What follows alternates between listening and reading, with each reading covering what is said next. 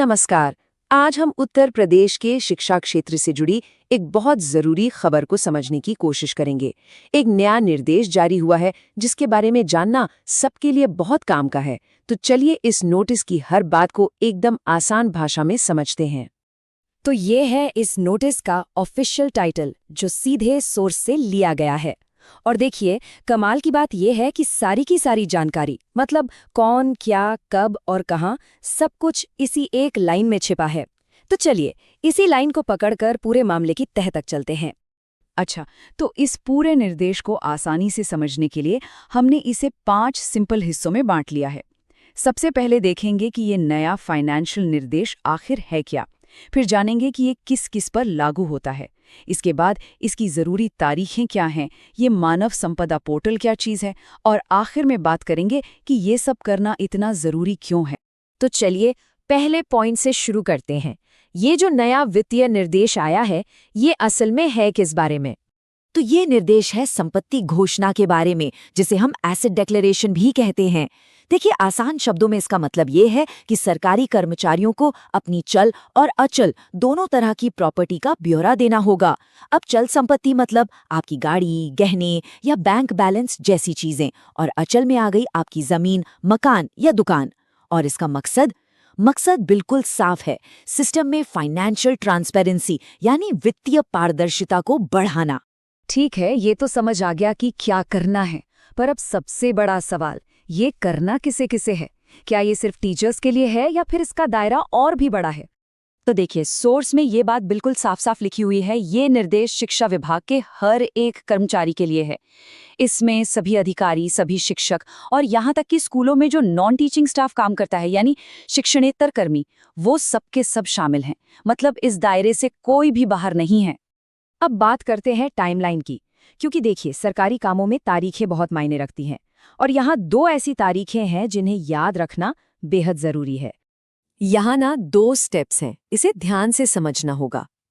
पहली तारीख है 31 दिसंबर 2025। ये एक तरह से कट ऑफ डेट है, मतलब इस तारीख तक आपके पास जितनी भी संपत्ति है उसका हिसाब देना है।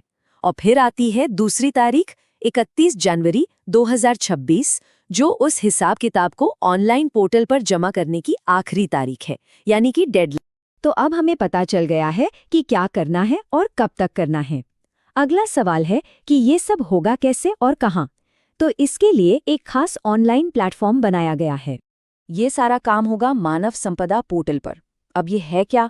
आप समझ लीजिए कि ये सरकारी विभागों का एक official online HR management system है, जहां इस तरह के प्रशासनिक काम किए जाते हैं। तो मतलब साफ है, सारी जानकारी इसी पोर्टल पर ऑनलाइन भरनी होगी। इसका प्रोसेस वैसे काफी सीधा है। सबसे पहले अपनी संपत्ति की पूरी लिस्ट बना लेनी है, फिर मानव संपदा पोर्टल पर लॉगिन करना है, वहां एसेट डिक्लेरेशन वाला फॉर्म ढूंढकर उसे ठीक से भरना है, और आखिर में डेडलाइन से पहले पहले उसे सबमिट कर देना है। अब आते हैं आखिरी और सबसे जरूरी सवाल पर, आखिर ये सब किया क्यों जा रहा है? मतलब सरकार को अपने कर्मचारियों की संपत्ति का ब्यौरा चाहिए ही क्यों?